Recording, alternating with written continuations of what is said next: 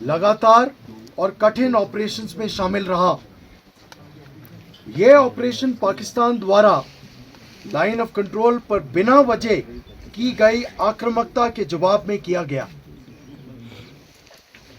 हमने इंतजार नहीं किया, हमने पहले से तैयारी की थी। इस दृष्टिकोण से कहूं तो पुंछ ब्रिगेड सिर्फ एक हिस्सा नहीं बल्कि ऑपरेशन सिंदूर का मुख्य आधार था।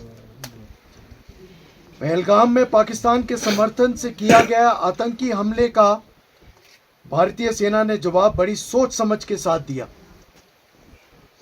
शुरू में सेना ने केवल आतंकवादी ठिकानों पर ही हमला किया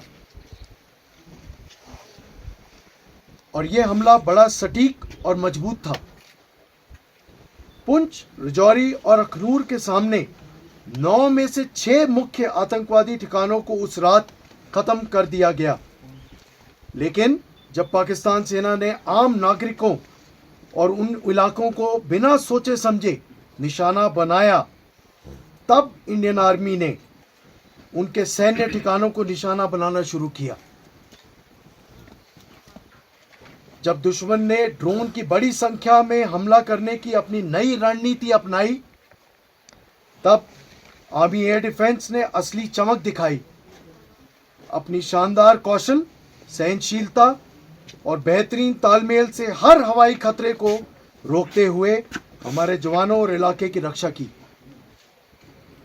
संक्षेप में कहूं तो पाकिस्तान सेना की हार सिर्फ संख्या में ही नहीं बल्कि इनिशिएटिव और मनोबल में भी हुई है।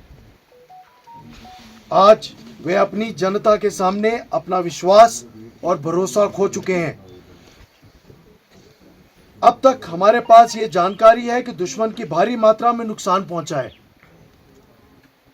हमने बहुत से सैनिकों के मारे जाने और उससे कई ज्यादा घायल होने की सूचना मिली है और हमारी इंटेलिजेंस एजेंसियां इन सूचनाओं को वेरीफाई कर रही हैं।